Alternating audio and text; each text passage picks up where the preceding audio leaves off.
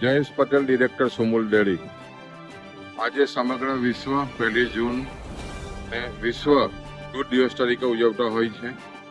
આ દૂધ દિવસની ખેડૂતો અને પશુપાલકો માટે તમામ નાગરિકોને ખાસ શુભેચ્છા આપું છું। દૂધના ધંધા થકી સમગ્ર ભારત દેશમાં ખાસ કરીને પશુપાલકો એક આત્મનિર્ભર બન્યા છે।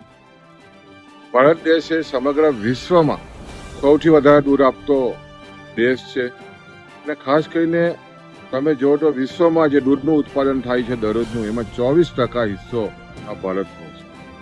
ને એમાં પણ જે રીતે મહાત્મા ગાંધીજી અને સરદાર સાહેબે રોજગારી જો ગામડામાં મેળવવી હોય તો ગામે ગામ દૂધ મંડળીની સ્થાપના કરવી જોઈએ। એના અનુસંધાનમાં અમૂલ ડેરીની સ્થાપના થયા પછી તમે જો તો આજે લગભગ 36 લાખ બહેનો દરરોજના 200 કરોડ જેટલી આમદની મેળવીને એક આત્મનિર્ભર બની હોય। ચોક્કસ ખાસ કરીને GCMA પણ જ્યારે આ 1 જૂને તમામ જે 40 જેટલા શહેરોના સિનેમા ઘરોમાં જે મંથન ફિલ્મ છે, ખાસ કરીને 5 લાખ ખેડૂતોના પોતાના ફંડ ફાળાથી બનેલી પ્રથમ ફિલ્મ ભારતની આજે ફરી પાછી રિલીઝ કરી રહ્યા છે, એનો ખૂબ જ અમને આનંદ છે।